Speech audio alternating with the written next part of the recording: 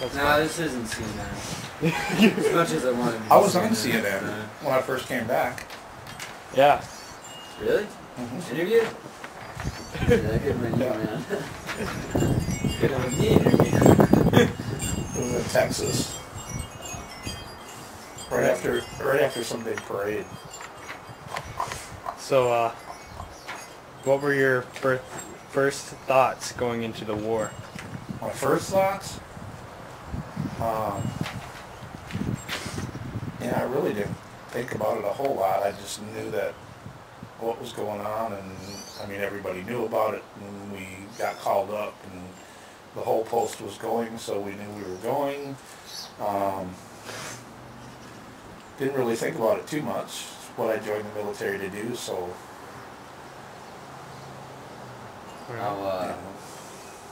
How long, can you give us a little insight on how long you were stationed there and stuff? In Saudi Arabia? Yeah. Well, we were in Saudi Arabia. We were there for seven months total. I mean, we were in Saudi Arabia, Iraq, Kuwait. We lived in the desert for 7 months. What rank were you when you started and entered the World War? I was a specialist, which is an E4. What were you when you came out? I was still an E4. I was just getting my E5 when I got out. I became an E5 actually in the National Guard right after I got out. So, what company were you in, and what did your company achieve? During the Gulf War, actually, I was in the 628th Transportation Company. But once we got to the desert, they sent me over to 418th Transportation Company, which the whole company got attached to the 1st Cab Division. And we were there to support the 1st Cab Division. And what my actual company did is we supplied fuel to all the tanks that fought in the actual war. Our job was we were supposed to fuel up smaller vehicles, smaller tankers, and they were called Hemmets, and they would go forward and fuel up the tanks.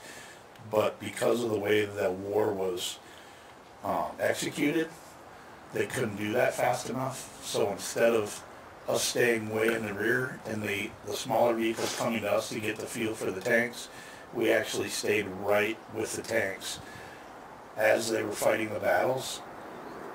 And we stayed within a half mile of them, and the tanks came back, and we did what's called a hot fuel, and we actually fueled the tanks right on the spot from the 5,000-gallon tankers. So it was pretty dangerous the first night of the ground war because we were right in the middle of the battle driving 5,000-gallon tankers. I wasn't actually in a tanker. I was in what's called a convoy security. I was actually in a deuce-and-a-half truck, an old Vietnam-era truck, and a ring mount with a 50 cal machine gun pulling convoy security. So any kind of small arms fire or anything like that, we had to react to and shoot them. So. You said you lived there too?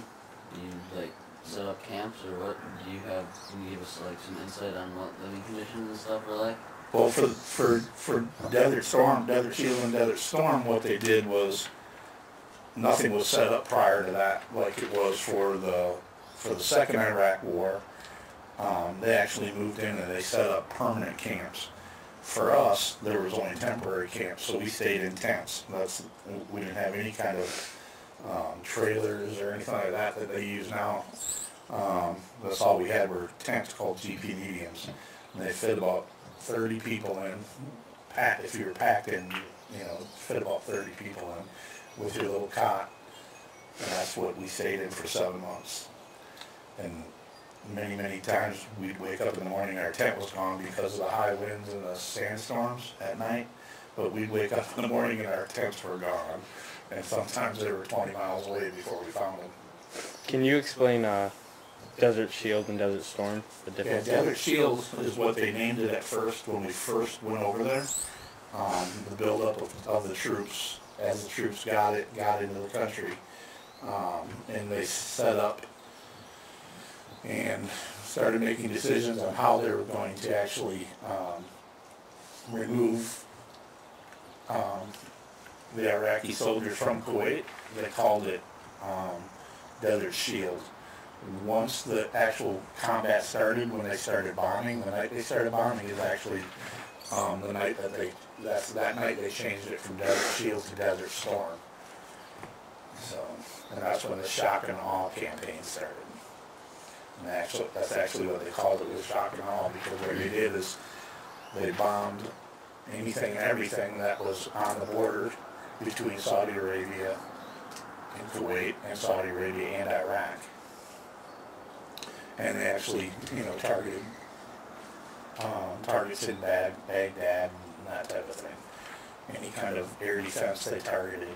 And then once all the air defense was out, then they went after, smaller things, and the Scud missiles, of course. What do you know about the Gulf War syndrome? About the Gulf War syndrome? What do I know about it? Yeah. I don't think anybody knows anything about it.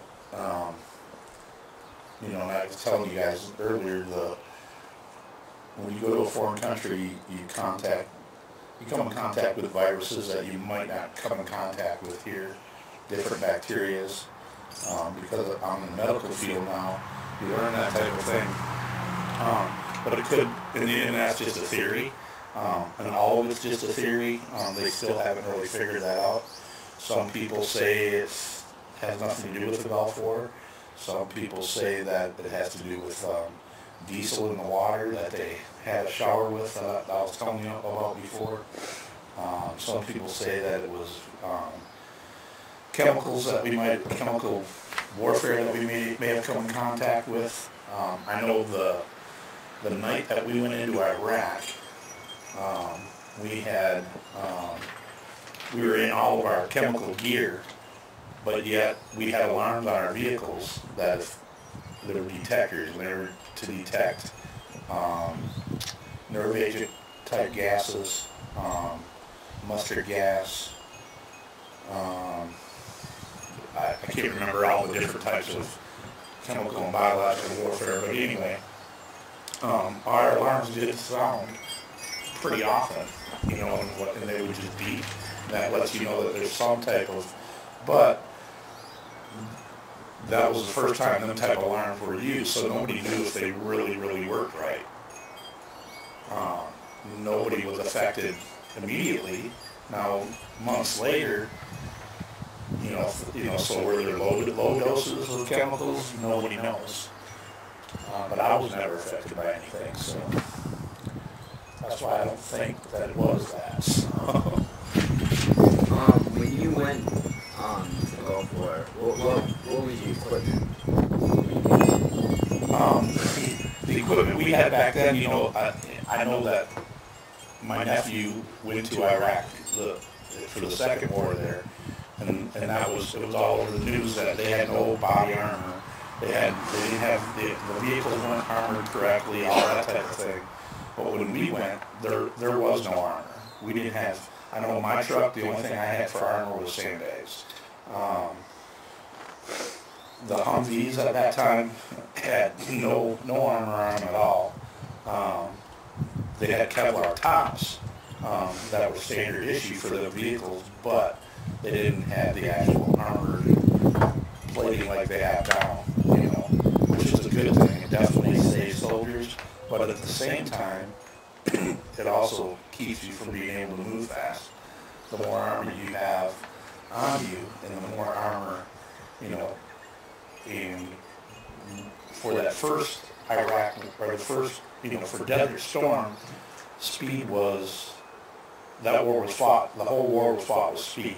It had nothing to do with, you sit in a foxhole and wait on somebody to attack you. We went after them so fast. And in fact, the night that we went across the border, we actually left enemy troops behind us and had to go back and get them. And the reason being is because we punctured through the Iraqi border. We didn't go into Kuwait. The first cavalry division actually went into Iraq and cut off the Republican Guard from fleeing Kuwait.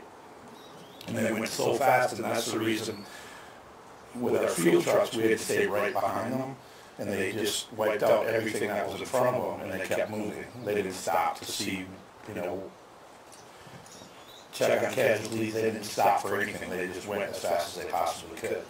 So it all had to do with speed. The little bit of resistance that we did meet, we went by them so fast they didn't have a chance to react, and we had bombed them for a month and a half before we went in there. So most of them were shell shocked anyway. Do you have any personal favorite weapons that they use? My personal favorite weapon was definitely the 50 cal, because that's the weapon that I was on. The old Ma Deuce. You know, that's what they call it. Now, can you talk about the Kobar Towers a little bit and kind of when you were leaving the war?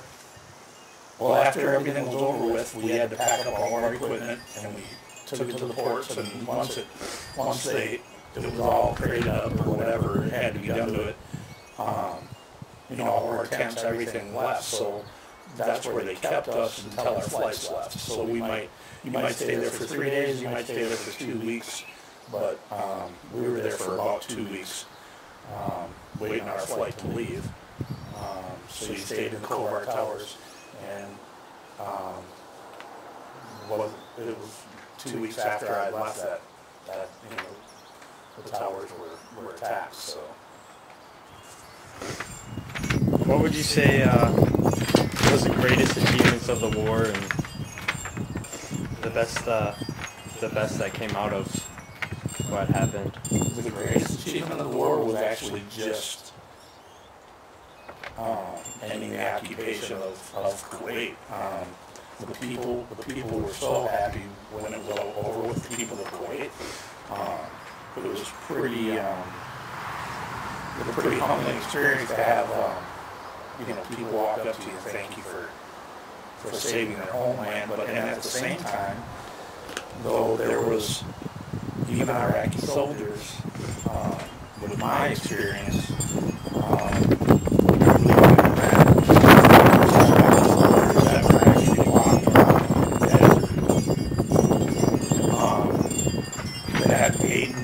they didn't have water, so the Iraqi soldiers would wave us down, and these are just soldiers that got left out in the desert and wandering around, and they would actually walk up to our trucks, and we'd have them sit on the hood of our trucks, and we'd drive them to, they called them POW camps, but they weren't even POW camps because there was no fences around them.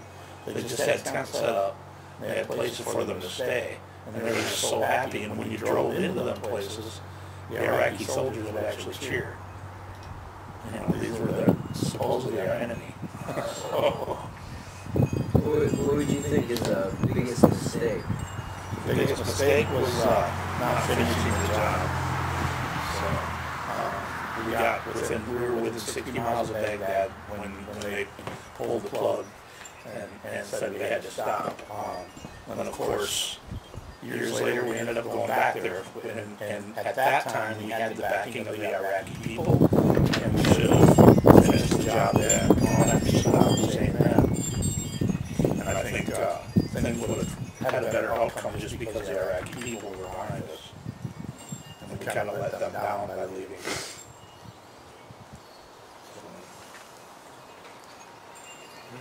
Anything else? I don't know. That's it. Anything that you want to add that you think would? I don't know. What? Did we ask what started the Gulf War? Oh yeah. Can you explain What started the Gulf War? like the history and what started it? What started the Gulf War? Well, I ain't gonna go way back, but what started it was Iraq had always claimed that Kuwait belonged to Iraq. And they always threatened to overtake Kuwait.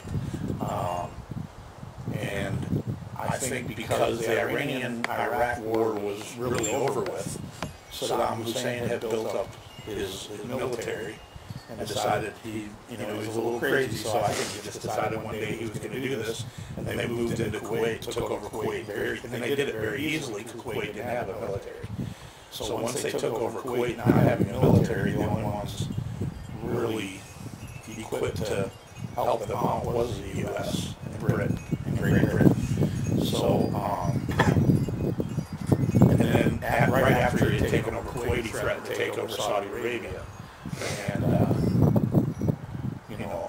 everybody says, well, it was over oil, and I agree with that, it was over oil, but it wasn't that we were, if it was truly just about the oil, I think it was more of a humanitarian mission as far as the Kuwaiti people went, but yet at the same time, we were stopping somebody from getting control of, a big percentage of the world's oil reserves, that are in Saudi Arabia.